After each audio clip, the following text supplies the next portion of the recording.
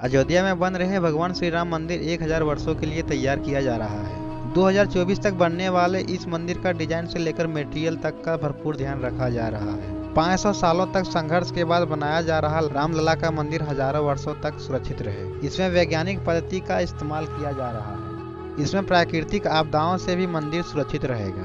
मंदिर निर्माण में लगाया जाने वाला सामान भी उच्च गुणवत्ता वाला है, चाहे वह राजस्थान का मकराना मार्बल हो या बंसी पहाड़पुर के पिंक स्टोन, नेपाल के गंडक नदी से शालिग्राम या फिर चंद्रपुर के सागौन की लकड़ी।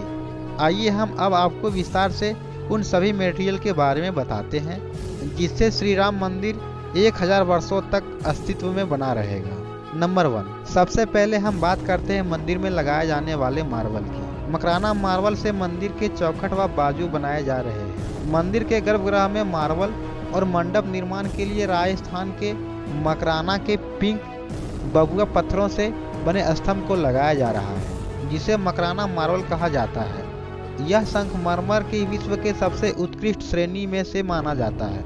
मकराना मार्बल के बारे में कहा जाता है कि यह वक्त के साथ कभी बदरंग नहीं होता और अपनी सफेदी बनाए रखता है। ये बहुत ही मजबूत, कठोर और डाइफेंस होते हैं। मकराना मार्बल के सबसे महत्वपूर्ण गुणों में से एक पानी रिसाव का प्रतिरोध है, क्योंकि इसमें 98% कैल्शियम कार्बोनेट व महज 2% अशुद्धियां होती है, जिसकी आयु 4.2 अरब वर्ष बताई जाती है। नंबर 2, अब हम बात करते हैं मंदिर में लगने वाले बंसी पहाड़पुर के सैंडस्टोन की। राम मंदिर निर्माण के लिए करीबन 4 लाख घन फीट पत्थर लगने की संभावना है। इसमें करीबन 2.75 लाख घन फीट पत्थर भरतपुर के बंसी पहाड़पुर के सैंडस्टोन का होगा। भरतपुर के बंसी पहाड़पुर के पत्थरों के बारे में मान्यता है कि इनकी गुणवत्ता काफी अच्छी होती है, साथ ही यह लंबे समय तक चमकता रहता है। इस पत्थर की उम्र करीबन 5000 वर्षों तक मानी जाती है। कहा जाता है कि इन पत्थरों पर पानी पड़ने से और ज्यादा निखर जाता है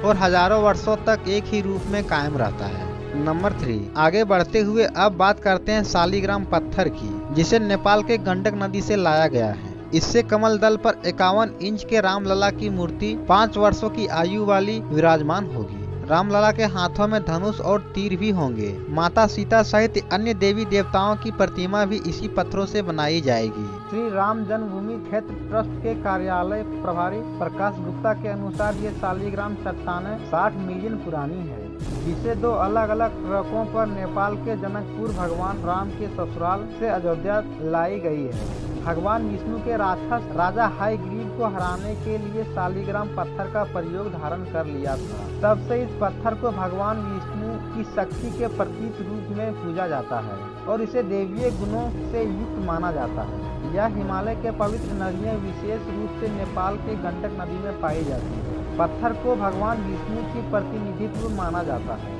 माना जाता है कि इसकी पूजा करने वाले के लिए यह सौभाग्य, समृद्धि और आशीर्वाद लाता है। यह नकारात्मक ऊर्जा को दूर करने और पहनने वाले का नुकसान से बचाने के लिए तावीज के रूप में प्रयोग किया जाता है। राम मंदिर के लिए लाए गए शालिग्राम का और भी विशेष महत्व है।